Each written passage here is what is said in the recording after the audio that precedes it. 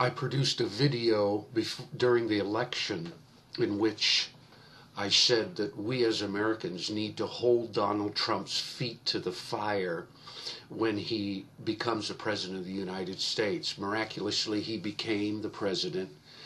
And 2 days ago, he shot 59 Tomahawk missiles at Syria, which was a shock to many, but was a brilliant tactical political move on his part as far as politics goes, but was not a high moral achievement whatsoever. The libertarian side of my politics supersedes this conservative Republican side, if you can use these labels with words. But if you will bear with me a few minutes, I have some experience with Russian people, teaching them, high intellectual type people, teaching them English in Montenegro in a company called Red Cat, which is a technological company that was based in Podgorica.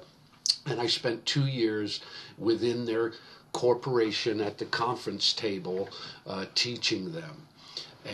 And let me just put together a few things that I learned in conversational English, deep conversations, probing conversations with these highest achievers from Moscow University, and what I learned. This here I read the other day. It's a Khrushchev Life magazine I picked up for $1, in which Khrushchev reveals in the first person his experience with Stalin during Stalin's reign. And when you read his account of his experience since the 1920s through the 1950s of the death of Stalin and the death of millions of Russians in the Ukraine, you realize how disgusting and everything the opposite of the freedom of America this guy Stalin stood for. And he was a destroyer, and he was a devil, and he was an atheist, and this Khrushchev and his cohorts around him needed to submit to this devilish man. Putin knows that. When I was sitting with those Russian intellectuals teaching them English, I asked them, why is Putin allied with Syria and China and Iran? And they didn't give a clear answer other than they had to defend against the power structure of NATO and the West and have allies, and the gas and oil was involved.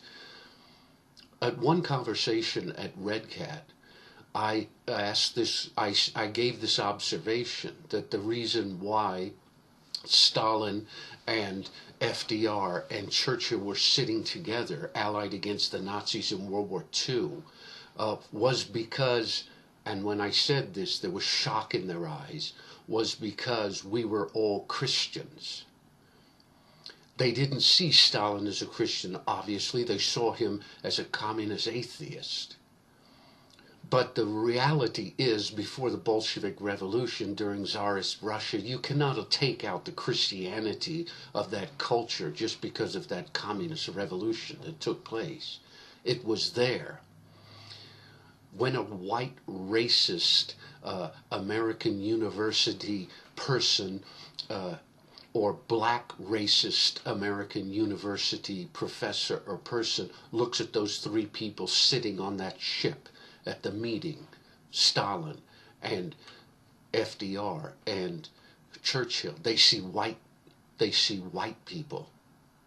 Why is it that the left wing was trying to make President Trump guilty of collusion with the Russians? Because their greatest fear is an alliance of Caucasian people. In this book, in this magazine, Khrushchev often refers to the Caucasian people in the geographical location of the Caucasus. You see, the world globalist socialist engineers need to get the colored people to, and everyone of the world to be in a collective group, not nationalist, not individualist, and certainly not the history of the Western civilization conquering the world because of the hand of God's Christianity, God's providence, God's favor over savagery. So this is what's really going on. President Trump failed in the sense that he, even though he tactically got his collusion accusation eliminated, and he solidified his absolute authority as president in the eyes of all Americans, political genius, by bombing, and that he showed his authority and showed America as there again as a world leader. This was a political move. But if he was to be a libertarian, a humanitarian, a freedom-seeking, principled, moral, in his actions, he wouldn't have done this. What he would have done is he would have gone to Putin immediately within 2 weeks of being elected, like he said he was going to do. He would sit down with Putin. He would discuss the history of Russia and Stalin and what this brutality, the killing of Ukrainians, the starving of people, and what happened under Stalin, and Putin would agree with him completely. But what would happen? What would happen in that meeting between Putin and President Trump? They would get to the point exactly in the conversation that I had at that point with those Russian intellectuals, in which they were not able to conceive that free market economics and freedom would be spread throughout the population to every individual, and that autocratic, authoritative, dictatorial, oligarchy type life needed to be eliminated. That's where President Putin would have a problem. But you see, then in leadership, in a humanitarian, libertarian way, President Trump could then lead Putin into the truth of reality that made America great. That individual, independent, capitalist entrepreneurs work hard and benefit outside of corruption in a system set up that is competitive and is honest. That's what they need in Russia. That's what they need in Eastern Europe.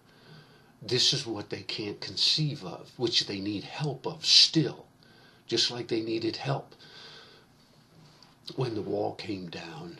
They still need help.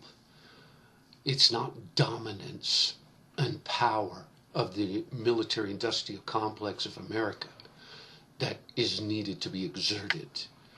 It's the humanitarian, libertarian vision of a free market type America. They all know that we are superior because of that freedom and liberty and open economic competitive way. This was a mistake. It was a brilliant tactical move, but it was a mistake politically, but it was a mistake humanitarianly. I hope our president would agree with me.